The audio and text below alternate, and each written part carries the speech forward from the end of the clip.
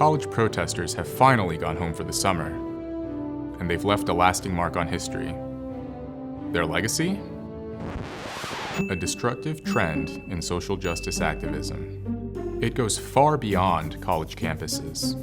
It's self-centered, it's manipulative, and it's terrible for America. I call them luxury beliefs. I'm the rare PhD who grew up carrying everything I owned in a trash bag starting when I was 3. I lived in 10 foster homes before I joined the Air Force, then I went to Yale on the GI Bill, and on to Cambridge. Along the way, I came up with the term luxury beliefs. They're ideas held by privileged people that make them look good, but actually harm the marginalized. It's like virtue signaling, with consequences. Defund the police. Why should we defund the police? Take defund the police. Classic luxury belief. That cause was most supported by the wealthiest Americans. It was least supported by poor Americans who are at least twice as likely to be victims of violent crime compared to the middle class. Where I grew up, we were lucky there were police to call. Next up, decriminalizing drugs. That's another luxury belief.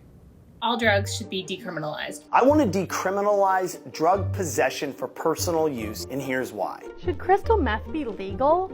The answer is yes. That movement has been most supported by well-educated Americans, less so by those without a college degree, who are more likely to experience the downsides of the drug trade. My mom once tied me to a chair with a belt while she got high. And it's not just me. Since 2000, the number of foster kids has doubled due to parental drug use. Luxury beliefs are all over the place. Get rid of the SAT? 4 hours of my life down the drain. SAT scores help underprivileged kids get into college. Reject marriage? I find marriage completely pointless. For poor kids, one of the strongest predictors of success is having married parents. As a kid, I would have done anything to have had 2 stable parents. There are 3 golden rules of luxury beliefs. Did you notice campus protesters acting like refugees? Luxury beliefs help many elites feel like they deserve what they have. After all, today's progressive activists are twice as likely than average to make over $100,000 a year. Why are you doing this to me? You stop! By the looks of it, you would think these protesters were facing serious consequences. This morning, police say at least 45 pro-Palestinian protesters were arrested at Yale University. Police say they were later released. But the stakes are pretty low when you're released with no major penalties. I deliver right here to the right. How am I gonna get through? The part that bothers me the most, when the privileged claim to fight for the underdog, but actually hurt them instead. Remember when an heir and his fellow vigilantes faced off with a janitor at Columbia? That was luxury beliefs in action. Privileged men wrestling a blue-collar worker, all in the name of the marginalized.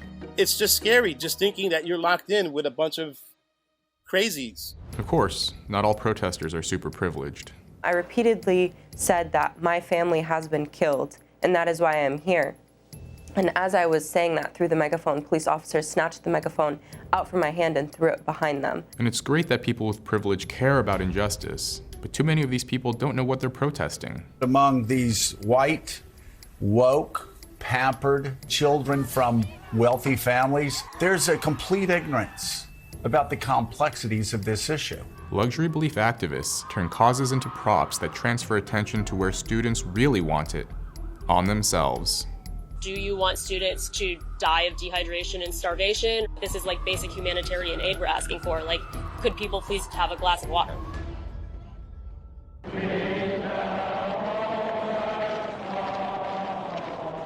Here's what protests look like without luxury beliefs. The protesters of the 60s had more skin in the game, yet almost always practiced nonviolence.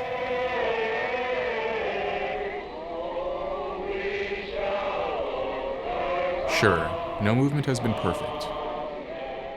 But today's students oversimplify complex geopolitical issues into narratives of good versus evil while destroying property and harassing people along the way. So, how should they protest? Amplify the stories of everyone except yourself. Amplify the stories of victims. And if taking a stand means you don't get a degree or a job, don't protest the consequences. Accept them. Instead, when Savior Theater is done for the day, campus protesters have the best luxury of all: someone else cleaning up the mess. A quiet and mostly empty UCLA campus except for cleanup crews after the pre-dawn crackdown.